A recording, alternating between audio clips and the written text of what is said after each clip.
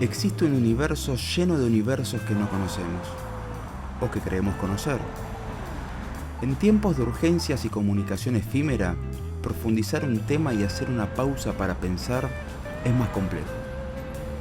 Entender lo complejo es la tarea necesaria para mirar con claridad lo que está por venir y aquello que nos rodea en un presente que aún no comprendemos, porque es más complejo. Hay una industria que mueve cientos de miles de millones de dólares por año y que hasta hace no mucho tiempo la teníamos vinculada solamente su concepto a la ciencia ficción. Culturalmente, la inteligencia artificial la tenemos como algo que nos da miedo. 2001, Odisea en el espacio, inteligencia artificial propiamente dicho, Kubrick, Spielberg. Todos lo han abordado desde un punto de vista que nos atemoriza. Nos atemoriza o nos genera dudas sobre cuál será nuestro futuro. Pero desde el 2023, del año, hace poquito, con la aparición de nuevos motores de inteligencia artificial, empezamos a sentir que íbamos a perder el puesto de trabajo, que íbamos a quedar arruinados. Empezamos a tener mucho miedo. No sé si es por preseteo cultural, no sé si es porque no está bien explicado, pero la inteligencia artificial mueve ese dinero que les acabo de mencionar desde hace varios años, desde mucho antes que apareciera ChatGPT. Para hablar de este tema, que realmente es más complejo, es que hoy contamos con la presencia de Freddy Vivas. Él es ingeniero especializado en inteligencia artificial, CEO de Rocking Data y autor de los libros Cómo piensan las máquinas y Invisible, a quien ya les doy la bienvenida, no solamente por ser especialista en el tema, sino por ser quizá la persona que mejor sabe transmitir y que nosotros entendamos bastante mejor de qué estamos hablando, de qué nos están hablando. ¿Cómo estás, Freddy? Gracias por la invitación. Muy bien. Contento, gracias por la introducción. Estoy de acuerdo con vos. Es complejo, es más complejo de lo que creemos. Es muy interesante, es atrapante el tema. También quizás ese halo de misterio que nos sembró la ciencia ficción nos hace que nos llame tanto la atención. Pero la ciencia ficción te genera ese mundo distópico generalmente. Lo que nos hace atractivo la ciencia ficción viene por ese lado, ¿no? Claro, incluso cuando hablamos de un futuro ideal suena sarcasmo y caemos Sí, en que no nos gusta lo que nos presentan. claro, queremos que pase algo, queremos la distopía, el planeta destruido, los robots dominando. Es como que también el cerebro nos pide eso, nos pide un poco el miedo y es más atractivo, más hollywoodense todo, pero de ahí a la realidad hay otras cuestiones, hay varias capas de análisis de todo esto. Son tecnologías que suenan nuevas, pero no son tan nuevas. Se pusieron de moda ahora, pero si tenemos que ponerle una fecha a la inteligencia artificial, te diría el año 56. 56, Claro, 1956. 1956. 10 años, unos años antes ya se hablaba, había papers de redes neuronales artificiales. Y en el 36 Alan Turing hablaba de algoritmos. Sí. 1936. Entonces, claro, cuando uno empieza a escuchar todo eso, decís, no es tan rápido como parece. Me acuerdo una cosa, obviamente ChatGPT es un hito en todo esto y es la herramienta más conocida y a todos nos encanta interactuar con una máquina que parece un humano pero no lo es. Estaba justo en Estados Unidos, estaba en Stanford hace unos meses y Stanford tiene, ahí en California, tiene un edificio de ingeniería que tiene el Laboratorio de Inteligencia Artificial, que es un laboratorio fundado a fines de los 50, principios de los 60. Y cuando sale ChatGPT-O, después podemos charlar de eso, pero tiene una capacidad de interactuar vía voz.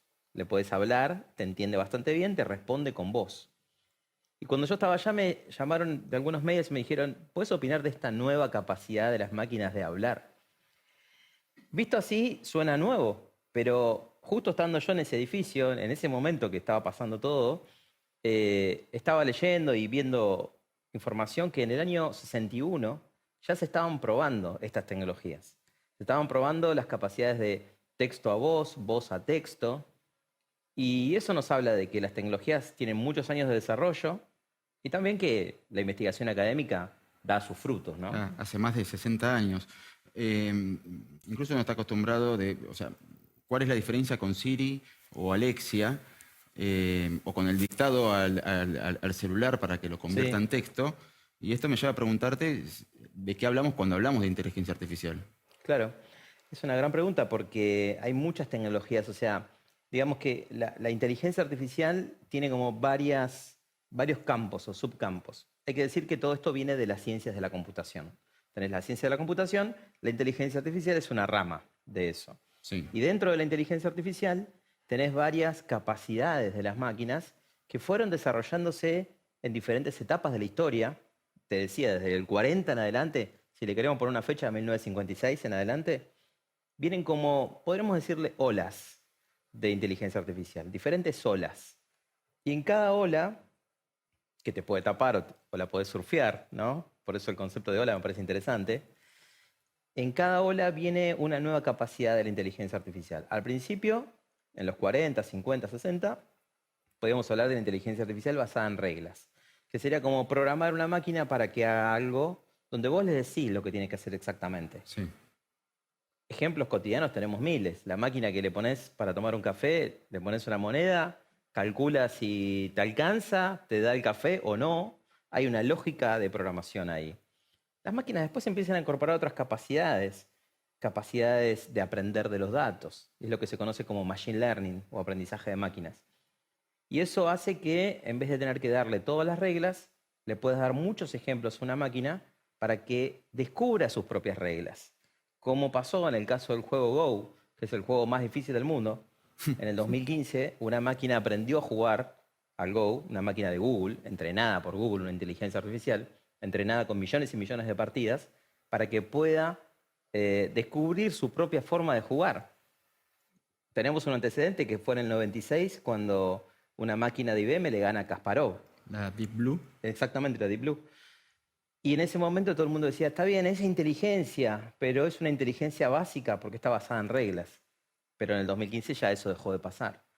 Y hoy tenemos máquinas que le decís, haceme un gato, no sé, arriba de una moto en Marte, y interpreta todo eso que yo le digo, porque en los últimos años desarrollamos grandes volúmenes de datos, la digitalización de todo lo que hacemos, compramos, trabajamos, estudiamos en plataformas digitales. Eso genera la Big Data, la famosa Big Data, y todos esos datos sirvieron para entrenar modelos gigantes de lenguaje, como los que conocemos como el modelo GPT, el modelo Llama de Meta, los modelos BART digamos, los de Google, ¿no? Como que vemos Gemini puesto ahí con lo que vos puedes interactuar. Entonces, todo esto es inteligencia artificial. Son diferentes estadios u olas, y hay olas que van a venir.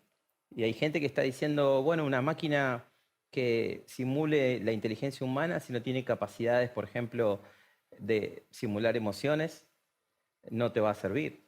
Entonces, no va a cumplir todas las características de la inteligencia artificial como modelo de simulación de la inteligencia humana. Yo creo que no es necesariamente un camino que hay que seguir, pero la palabra inteligencia fue con el tiempo tomando otras connotaciones. ¿Cómo cuáles? Lo que te parecía inteligente como una calculadora, ya ahora no te parece inteligente. No. Entonces hoy un celular que hace algo te va a parecer un aparato inteligente, un smart device, dispositivo inteligente, pero por ahí en 10 años vas a decir, esto que hacía y me sorprendía en el 2024 ya no me sorprende más. Claro, vas a agarrar el celular que tenés guardado. Por ahí, espero no ser el único marciano, pero algún celular viejo tenés guardado, Sí. lo agarrás y decís, pensar que esto en su momento era una locura y hoy digo, no hago nada con esto. Se llamaban celulares inteligentes. ¿Sí?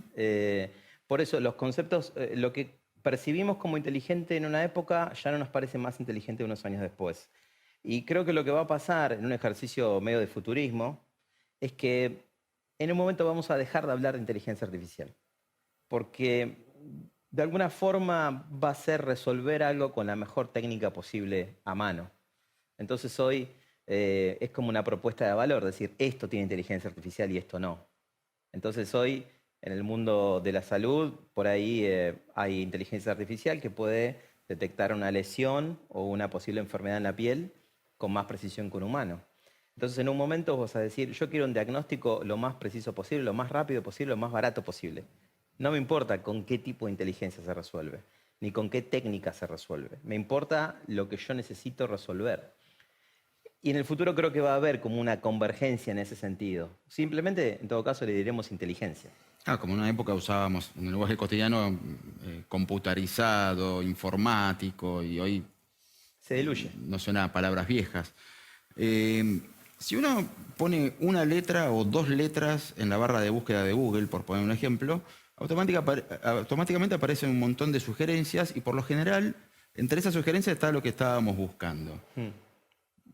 Si uno averigua, sabe que son algoritmos. Sí. Que los algoritmos tienden a ser programados.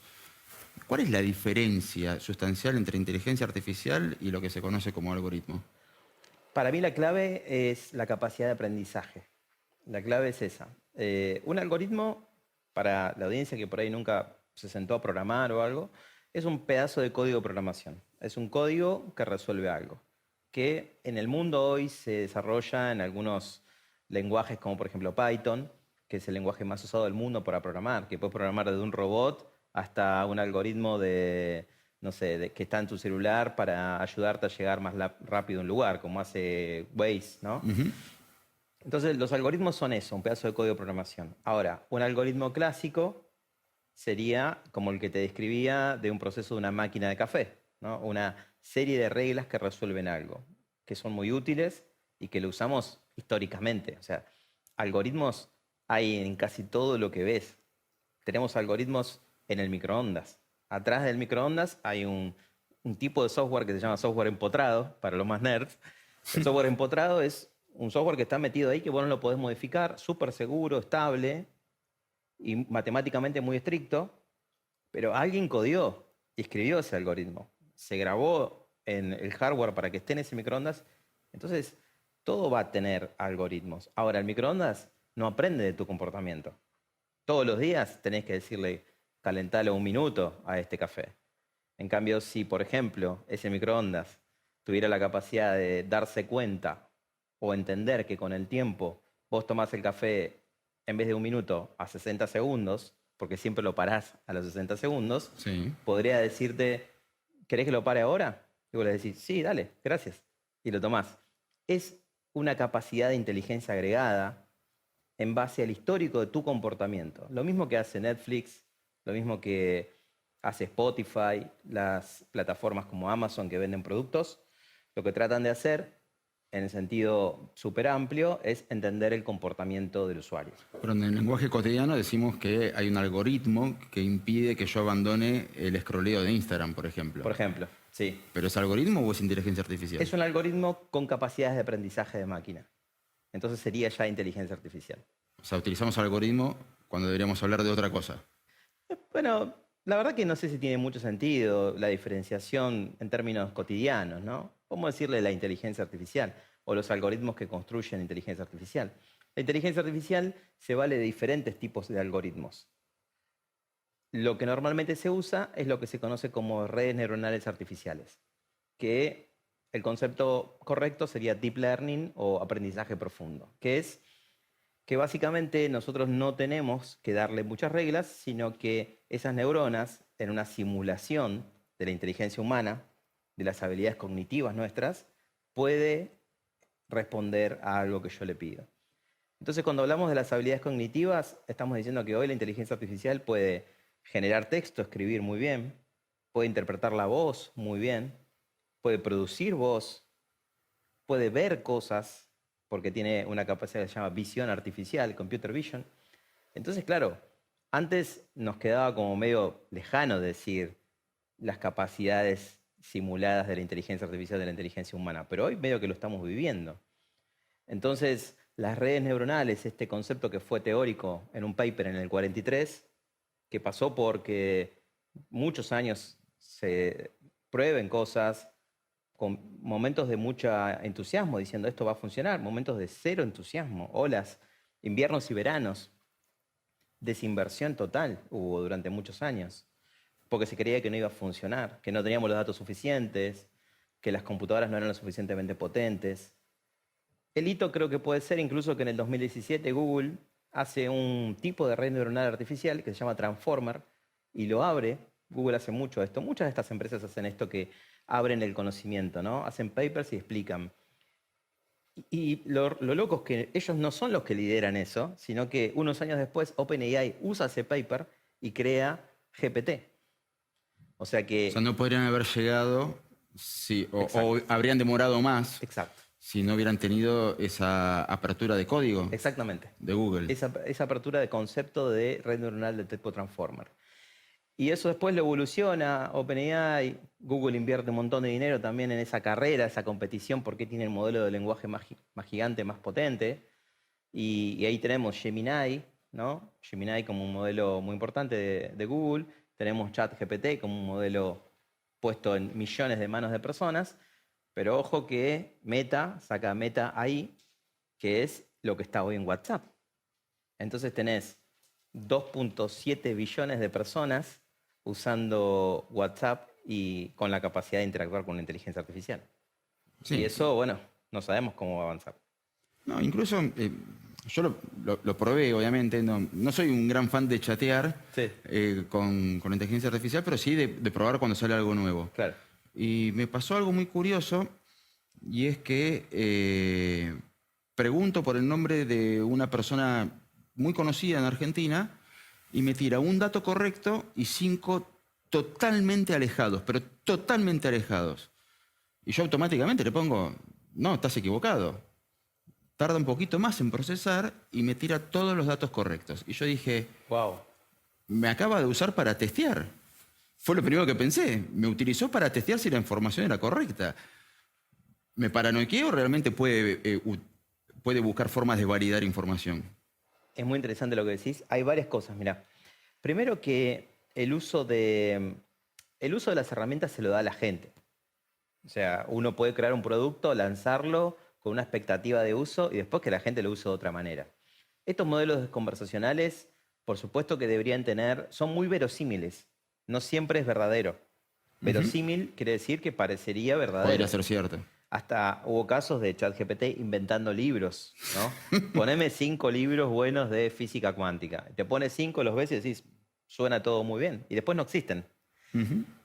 Eh, el uso que ellos pensaron no es el uso tipo buscador de información.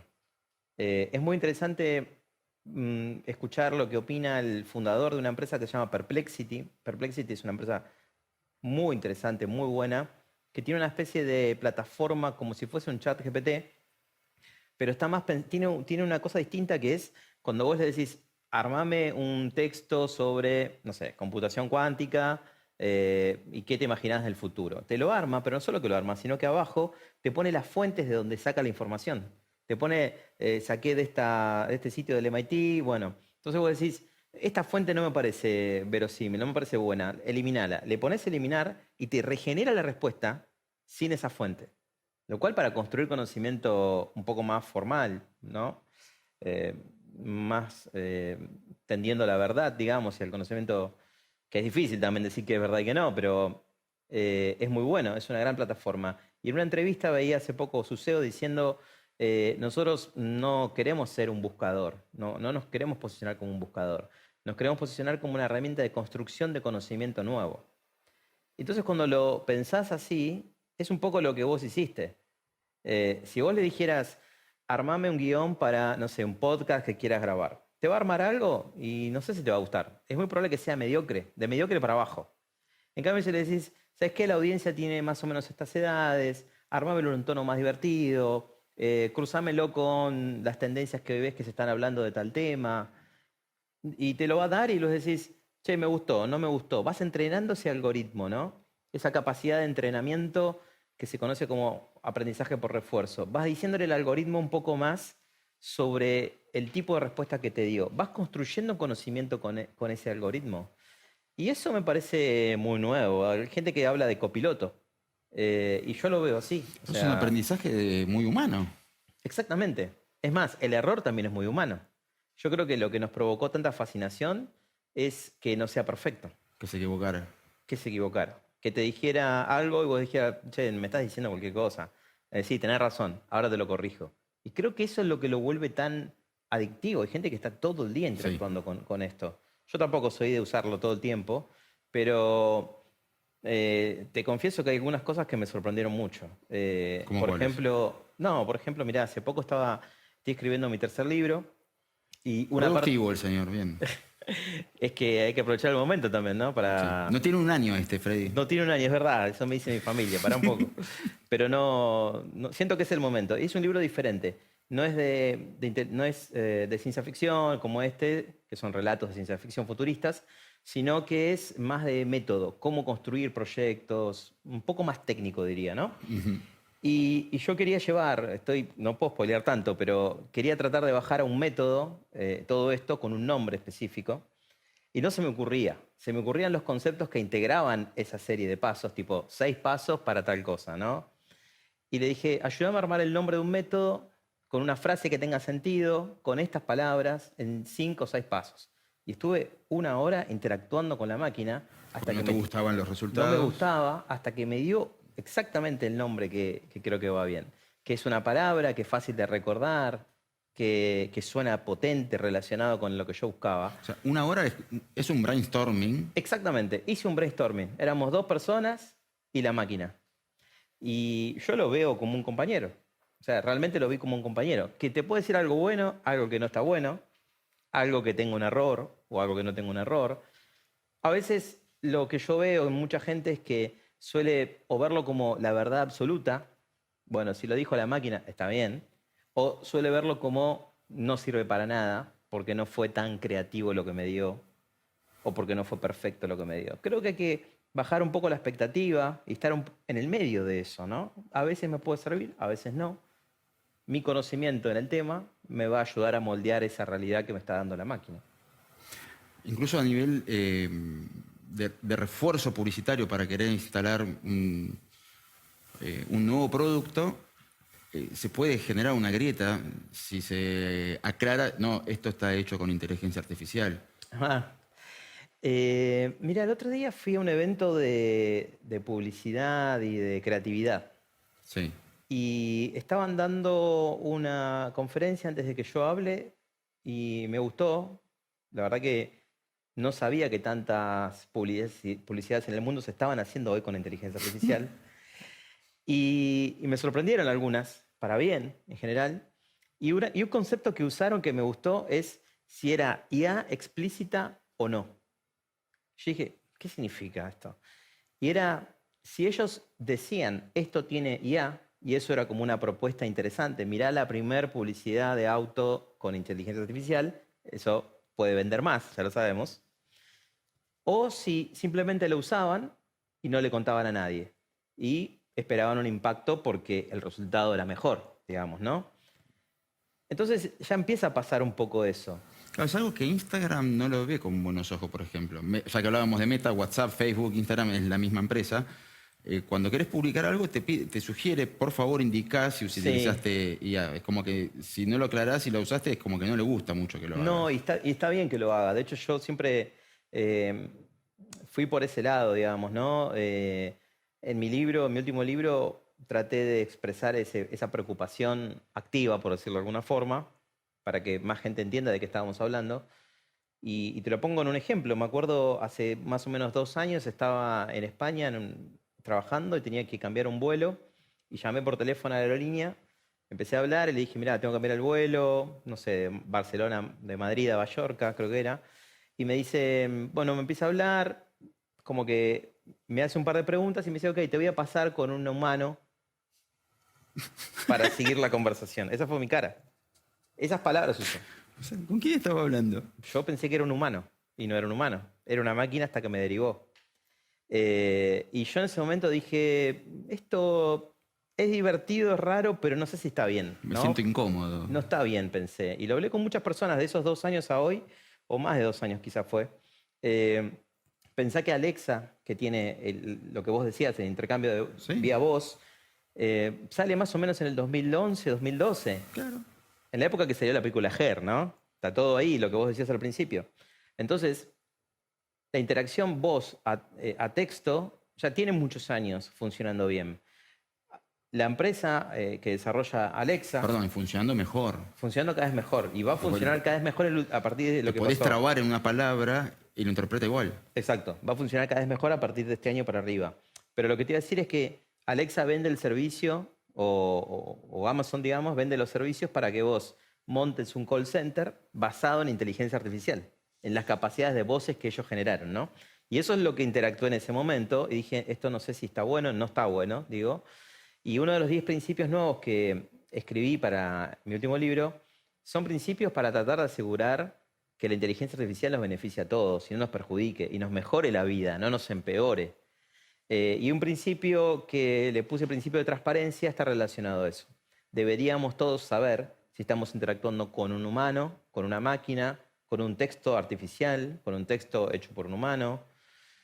Y ya desde el año 50 Turing hizo un paper sobre esto, diciendo en un momento no vamos a poder diferenciar humanos de máquinas. El test de Turing viene de ahí. El test de Turing, que es una herramienta para tratar de ver el nivel de inteligencia de una máquina, que se ve, a vos te debe gustar Ex Machina, ¿la viste? Una gran película.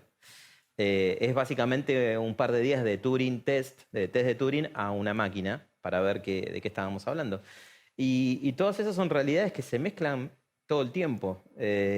¿Hasta dónde? ¿Qué se puede hacer? ¿Qué no? Instagram creó eso medio forzado, seguramente, y pensando en que todos nosotros vamos a declarar eso, ¿no? Aunque se van a crear seguramente herramientas más técnicas, digamos, que no dependan de que el humano etiquete el contenido, sino que automáticamente lo detecte. Eso va a ir pasando. O sea, inteligencia artificial que aprenda a detectar otra inteligencia artificial. Exactamente eso. Nosotros vamos a un pequeño corte, Freddy. Te pido que banques unos minutos. Más interesante no puede ser esta charla. Así que, bueno, volvemos en un instante nada más con esto que llamamos Es Más Complejo. Ya venimos.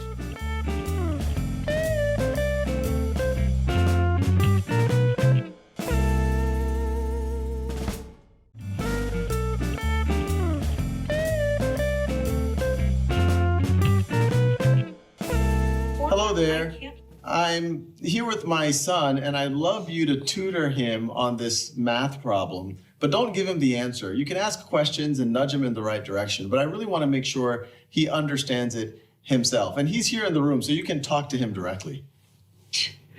Of course, I'd be happy to help. Let's look at the problem together. Can you first identify which sides of the triangle are the opposite, adjacent, and hypotenuse relative to angle alpha? All right, so I'm pretty sure this is the angle alpha right here, right? Perfect. That's correct. Now, looking at the triangle, which side do you think is the hypotenuse? Really, Remember the hypotenuse? I'm not totally sure. I think it might be this one, but I really am not sure. This side AC. You're close. Actually, side AC is called the adjacent side to the angle alpha. The hypotenuse is the longest side of a right triangle and is directly opposite the right angle. ¿Qué momento? Increíble, ¿no? Sí. Cuando se habla de puestos de trabajo en riesgo y todo eso, estamos viendo docencia. Pero al mismo tiempo veo una docencia absolutamente guiada por el padre. O sea, como que si se hubieran soltado, no sé si hubiera sido tan directo. Sí, la verdad que depende mucho, o sea, si miramos la evidencia científica, la mejor forma de aprender y cuando, por ejemplo, te cuesta la matemática, cosa que fue mi situación de chico, la mejor forma de evolucionar y mejorar es tener un mentor. Es que, no sé, a la mañana vayas a un colegio, a la tarde tengas un mentor en un grupo, 2 o 3 personas y te ayude a seguir practicando. ¿Cuánta gente puede acceder a eso hoy? Yo tenía que ir a clases particulares, por ejemplo. Claro. Es una suerte de mentor, Sí, sí, sí. pero no cualquiera puede pagarse una clase particular. Yo creo que la mayoría en Argentina no la puede pagar. Y también la tendencia de tener cada vez más alumnos por docente es cada vez mayor. Aulas superpobladas, ¿no? Entonces, yo lo veo como una oportunidad en ese sentido. La verdad que, sinceramente, esto no lo veo nunca como un tema de sustitución de trabajo. ¿Se sabe qué programa estaban usando? Sí, están usando ChatGPT o la última versión de ChatGPT, que es gratuita, hay que decirlo también, que te lo puedes instalar en el celular, como ahí estaba en una tablet. Sí. Yo lo tengo, lo pruebo, eso sí lo uso, porque la interfaz de voz es muy buena, digamos. No, se escuchaba como una respiración, como inflexiones de aire. Sí, increíble. Que no sé si era necesario agregarlo. No es necesario, pero hay 2 tendencias de eso. Hay una tendencia de humanizar la IA y una tendencia a tratarla como otro tipo de cosa. De cosa, ¿viste? Uso esa palabra porque no es un humano, no es un ser vivo. Entonces, darle, por ejemplo, los robots físicos, que es como la nueva, o la siguiente de inteligencia artificial, la IA física. Sí, Eh, cada vez que vemos videos de las exposiciones de Japón, hace años que aparecen robots que mantienen el equilibrio, que giran sobre su Sí. propio eje, que caminan, que van, que Sí. vienen, y ahora llevan bandejas. Sí, y ahora incorporan la capacidad de aprendizaje de máquina, lo que decíamos hace un rato. Ok, Este ahí ya me año, empieza, es la parte en la que yo te Sí. digo, bueno, quiero que esto siga quedando en el libro, ¿no? Que me pase a la... la verdad que esas cosas sí, este año salieron Boston Dynamics y Tesla Robotics, que son las dos principales fabricantes estadounidenses de robots, mostrando videos que no es lo mismo un robot que va haciendo un movimiento y está preconfigurado para esquivar esta mesa o para hacer algo, que un robot que distingue colores y ya aprende que el amarillo es amarillo y que aquello es amarillo y lo puede identificar como amarillo. La aspiradora nos cae simpático. Y ya un cuerpo físico de 2 metros ya no tanto, ¿no? Pero yo me acuerdo la primera vez que vi un brazo mecánico en una línea de ensamblaje Sí, de automotriz. sí, Y yo lo vi como diciendo, bueno, está bien, es un robot. Yo era chico, era una excursión. Creo que era en alguna de las fábricas de Pacheco. sí. Es una evolución, no parece, nunca había visto un robot de esa forma. Claro. Es un robot, pero también veía un movimiento que era muy humano. Que era, Claro. saco de acá, coloco acá. De una forma Sí. muy precisa, repetitiva, Sí. rápida. Ahora, ¿por qué la necesidad de humanizarlos? Es una tendencia, de hecho hay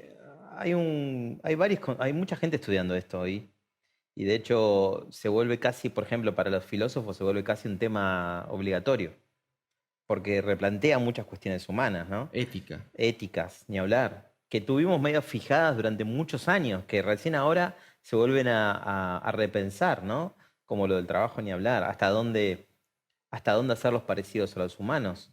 ¿Para qué? Digamos, ¿qué le provoca a la gente? O el debate incluso de la literatura en El hombre bicentenario. O sea, Sí. ¿qué es lo que te hace persona? Sí. Yo estoy haciendo un doctorado ahora y mi tesis va a ir por este tema, por cuándo, cuándo una máquina está lista para interactuar con un humano. Ese es medio el título de mi tesis, por ponerlo de alguna forma. Y ¿Lo decís por límites o por capacidad? no, por todo. También por límites, por capacidades, por qué le pasa al humano con la máquina. ¿Qué le pasa? Digo, tenés un bebé chiquito y querés que aprenda idiomas desde los 2 años. Y querés ponerle un osito de peluche al lado que le hable en diferentes idiomas. No suena tan mal, digamos, ¿no? Puede ser una opción, como esa máquina hablándole al adolescente. Hay que decir, ese señor que estaba ahí es el fundador de Khan Academy, que es una de las plataformas más importantes de educación de Silicon Valley, del mundo, ¿no? Y él está validando que esa capacidad de interacción educativa es buena. Entonces vos tenés ese robot, bebé, osito, lo que sea, y vas a querer que le hable del mundo que lo rodea, una máquina que no tiene la experiencia del mundo, no sabes qué valores tiene atrás de eso. No sé, son debates gigantes, ¿no? Que estamos viviendo hoy. Estamos yendo a un extremo con esta conversación, pero en el medio hay de todo. Hay empresas de todo tipo utilizándolas, en el mundo de la salud, en el mundo del marketing, ni que hablar, en el mundo de fábricas, en el agro. Es tremendo lo que está ¿Cómo se empezando a aplica en el pasar. agro? Mira, hay un concepto que sería como agro 4.0, industrias 4.0 aplicadas al agro, donde hay una convergencia tecnológica. Convergencia tecnológica sería diferentes tecnologías de avanzada, de estas últimas que estamos hablando. Algunos le dicen tecnologías exponenciales porque crecen más rápido que lo lineal, digamos, ¿no? Evolucionan más rápido que lo lineal, que convergen para obtener un resultado. Y te lo planteo desde el punto de vista no de la tecnología, sino de la necesidad. O sea, hoy tenés en China gente que va a un supermercado, lee con un QR en el mercado, le lee el QR a la zanahoria, por decirte cualquier cosa, y sabe de dónde viene, toda la trazabilidad, qué tipo de productos se le pusieron para el desarrollo de esa zanahoria. Y las personas vamos a empezar a buscar esa transparencia. y vamos a esperar que donde se produzca el alimento que comemos sea ecosustentable. Y la única forma de llegar a O que no eso, nos haga daño, por lo menos. que no nos haga daño, y no solo con lo que vos comés, sino hoy tenés gente que vive en el campo donde el riego también los afecta en su Ujú. calidad de vida. Sí. También van a querer que eso disminuya. Estamos planteándolo desde la tendencia que vemos, ¿no? Y para poder hacer eso, claro, vas a poder usar drones, vas a poder usar sensores que se conoce como IoT o Internet de las Cosas. Son sensores que pueden medir la humedad, que pueden medir el viento. Toda esa data que viene de los sensores que están puestos en el campo, más la información de los drones, las imágenes satelitales, más la inteligencia artificial coordinando todo eso, va a traer un campo mucho más productivo, mucho más eficiente y coordinado con estas tendencias globales. Pero para eso, por supuesto, falta un montón de trabajo, ¿no? ¿Un ingeniero agrónomo debería tener miedo o estar feliz? Un ingeniero agrónomo argentino tiene todas las posibilidades de aprovechar todo esto. Y de hecho, yo cada vez que hablo con gente del sector, te dicen, necesito desarrollar todo esto desde adentro. No va a venir una persona de otra industria, van a tener que hacerlo desde ahí. Incluso muchos te hablan, hay mucha gente joven que busca oportunidades en otras industrias, que se va, que deja el campo en busca de nuevos desafíos. Y mucha gente lo ve como esto, como una posibilidad, De retenerlos. sí, que elijan estar ahí, que elijan seguir desarrollando su negocio, el negocio familiar, lo que sea, y sabemos lo que significa el campo para Argentina, ¿no? Entonces se abren posibilidades ahí que me parecen enormes. Te planteo la educación desde el otro lado del mostrador. Ahora ya prácticamente no se discute la enseñanza de programación en las escuelas. No se discute, pero no sé si se hace tanto. No se aplica tanto tampoco. ¿Qué cambios deberían existir para preparar a los chicos que van a pagar nuestras jubilaciones en el futuro, por decirlo de alguna forma? Ojalá. Ojalá, sí. ¿Qué es lo que hay que enseñarles a los chicos como educación esencial, primaria? No por la escuela primaria en sí, pero que sea de educación común Claro. a todos, para prepararlos para este mundo que ya está. Sí, sí.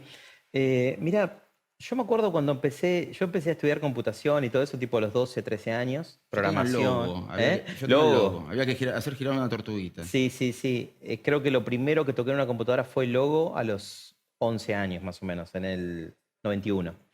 Y después a los 12 empecé a estudiar programación. Entendía muy poco porque era toda gente grande y yo chiquito ahí, pero me gustó y me metí. Pero lo que te iba a decir es que entonces yo a los 19 empecé a dar clases en colegios, en diferentes lugares. Había estudiado como 5 o 6 años, entonces, bueno, me mandaba. Y me acuerdo que en un colegio, año 99, me decían, tenemos un montón de otras cosas para resolver. No podemos estar hablando de programación acá. Estos chicos tienen que saber otras cosas. No le hables de esto que no van a poder trabajar de esto. Me decían, directivos de colegios. Y yo siempre me quedé en la cabeza, digo, ¿no? Yo nací en Loma de Zamora, al fondo, Camino Negro al fondo, como le dicen algunos, y a mí me cambió la vida tener las oportunidades que me generó conocer de estas herramientas desde muy chico. Entonces yo siempre intenté eso para con chicos, chicas que conozco, ¿no? Tratar de llevarlos a esto porque te puede dar muchas herramientas. Y desde esa época en adelante casi que no pasó nada, al menos en conurbano, en la provincia, en diferentes lugares de Argentina. Casi que no pasó nada en términos de incorporación real de las herramientas estas. Programar ni siquiera es estar sentado con una computadora. A veces es entender la lógica computacional, entender cómo funciona un algoritmo, lo que charlábamos al principio. Y si mirás hoy, hay un informe muy bueno de la ONU, de la UNESCO, que hace como un plan que ellos se imaginan qué debería enseñarse en un colegio, en un aula, para diferentes edades. Y está muy bueno, tiene como 30, 40 páginas, te dice edades, qué deberías aprender, ¿no? Y yo lo leí y está bueno porque en ningún momento habla de herramientas. No te dice usar ChatGPT, usar otra herramienta. Te dice, mira, una de las cosas que me pareció interesante es el concepto de inteligencia. Te dicen, muchos chicos no tienen idea que existen diferentes inteligencias. Yo lo aprendí de grande eso. De chico era sabes matemáticas, sos inteligente. Si no, no, ¿no? O a lo sumo puedes hablar bien o no. ¿Sabes algo que yo no sé? ¿Sabes Sos algo? inteligente. Claro. Entonces hay tipos distintos de inteligencia. La inteligencia artificial es otro tipo de inteligencia. Una inteligencia computacional, te dicen ellos. ¿Cómo funciona esa inteligencia? ¿Qué hace con los datos? ¿Cómo los procesa? Si hay faltantes de información, ¿cómo decide? Ahí metemos los sesgos, ¿no? Entonces, todas esas ideas, si las puedes bajar, puedes hacer que los chicos y las chicas tengan la oportunidad de entender cuál es su rol frente a todo esto. ¿Cuál es su rol? Me refiero a un concepto que me gusta que se llama ciudadanía digital. Nosotros de chicos nos enseñan no tires la basura acá, no hables con un desconocido en la esquina, no te pelees en la calle, fíjate esto, lo otro. Nos forman como ciudadanos, pero la ciudadanía digital no nos forma nunca a nadie. Estamos ahí, no sabemos cómo se interactúa con un algoritmo, qué datos le doy, qué datos no le doy, cómo le hablo a alguien desconocido en las redes sociales. Y no estoy hablando solamente de que los gobiernos o las empresas tengan que hacer cosas. Nosotros tenemos que formarnos de esa manera. Y cuanto más conocimiento le des, más herramientas le des, más vas a formar esas mentes para un mundo que ya no es que se viene, sino que ya lo están viviendo. Me quedó picando del primer bloque. Hace muchos años, cuando el Photoshop ya se había masificado, hubo una serie de polémicas sobre distintas tapas de revistas o sobre patrones de belleza inalcanzables que llevó a que distintos países, y después Argentina copiara ese modelo, regularan de forma tal que quedara bien explícito debajo de una imagen: esta imagen fue alterada con Photoshop, o se ha aplicado Photoshop a esta imagen, o esta imagen no es 100% real. Dependiendo del país, cada uno utilizaba Sí. una fórmula distinta para regularlo. Lo regularon. No sé si está bien, si está mal las regulaciones en esta materia, pero bueno, vos sos el que sabe. Te lo pregunto a vos porque lo último que he escuchado fue la manifestación de varios empresarios tecnológicos diciendo no hay que parar la mano, pero tampoco hay que soltar la correa. Sí, fue un caso famoso de una carta que firmó Elon Musk encabezando eso. Y yo me acuerdo que cuando me consultaban de eso hace un año y algo, creo que fue, yo por suerte me imaginé lo que podía estar pasando ahí. Por un lado veía bien un reclamo de entendamos lo que estamos haciendo, y por otro lado me imaginaba que Elon Musk estaba desarrollando una competencia de ChatGPT, cosa que pasó. Ahí, Paren para que los alcance. claro, vino por ahí. Vino por Grok, que es una inteligencia artificial que compite con ChatGPT de X, ¿no? De la Sí, empresa sí, está X en la Twitter. plataforma. Por lo tanto, a veces es difícil creer en esas batallas en que solo sea por una cosa, ¿no? En pos de la ética, es difícil creer eso. Pero sí, creo que hay que legislarlo, creo que hay que entenderlo mejor.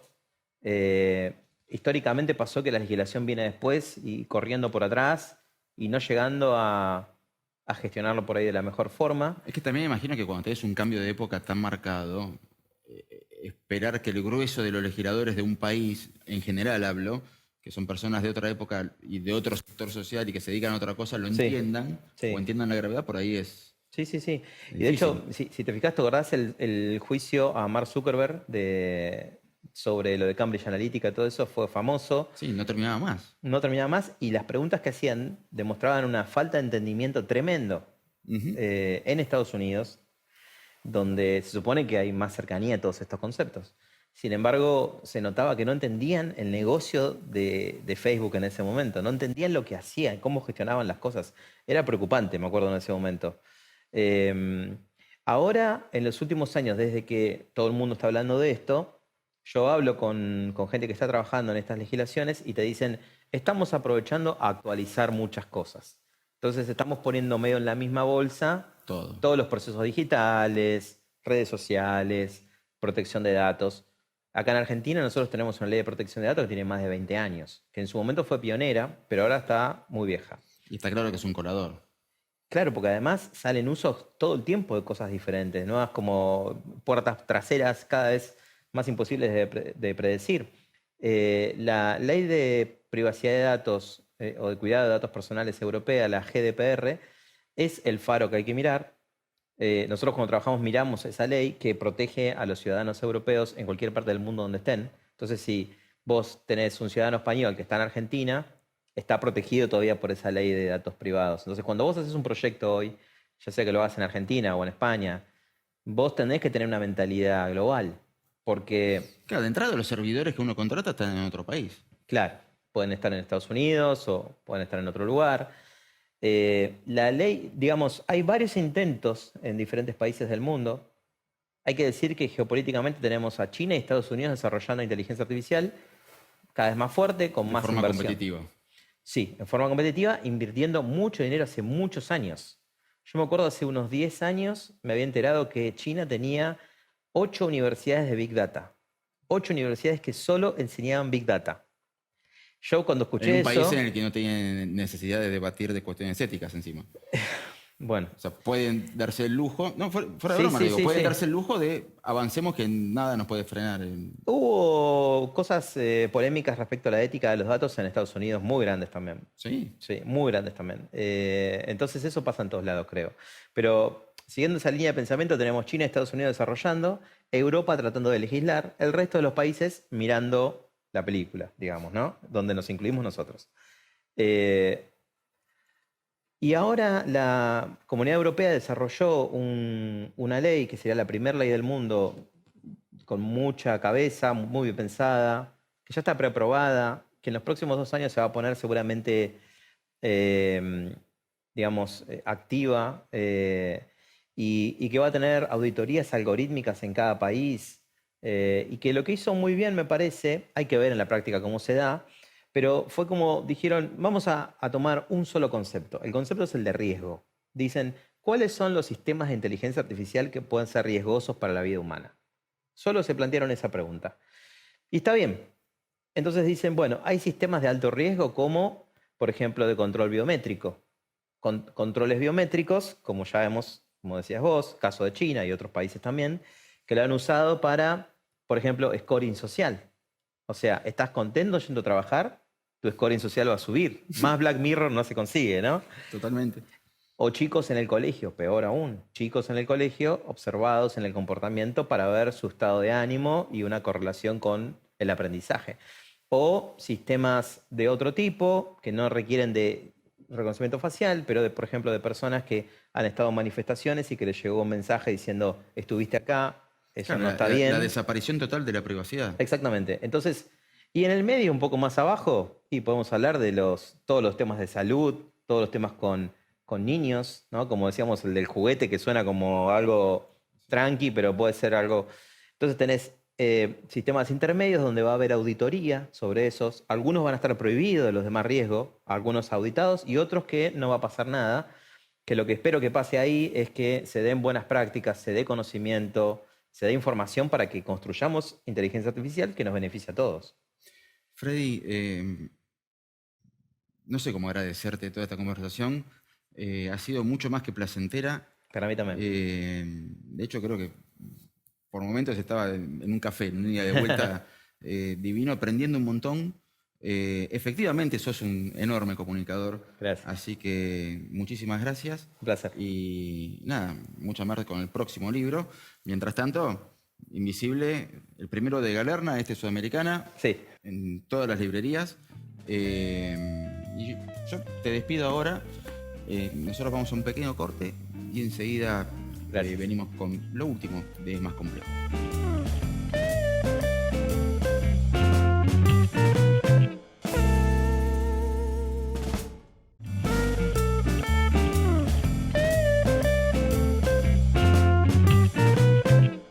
Acabamos de escuchar una exposición magistral desde el punto de vista humano sobre algo que hasta ahora, por lo menos yo venía escuchando mucho desde el punto de vista técnico, marketinero, con miedo o no le tengas miedo, pero esto es sí o sí.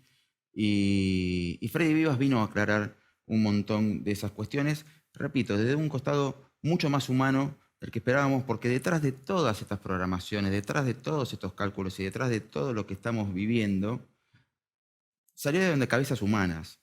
no es que la inteligencia artificial llegó para quedarse, ya había llegado. No la veíamos o no creíamos o no prestábamos atención. Ya estaba y a la velocidad que va creciendo es que en un momento dejó de ser invisible y no podemos evitar verla. Está en todos lados. Está en este momento en su bolsillo o está en este momento en la misma pantalla en la que me está viendo. La inteligencia artificial mueve cientos de miles de millones de dólares por año. Y algunas regiones empezaron a regularlas con la intención de que no caigan mal las manos, de proteger a los seres humanos de los peligros que puede implicar sistemas que aprenden de nuestras propias conductas. Nada de lo malo que puede hacer la inteligencia artificial lo puede crear por sus propios medios, sino es imitándonos a nosotros mismos. Con lo cual, este tema no se va a agotar acá. La inteligencia artificial se multiplica al infinito cada año que pasa. Y tratar de entenderlo, efectivamente, es más complejo. Hasta la próxima.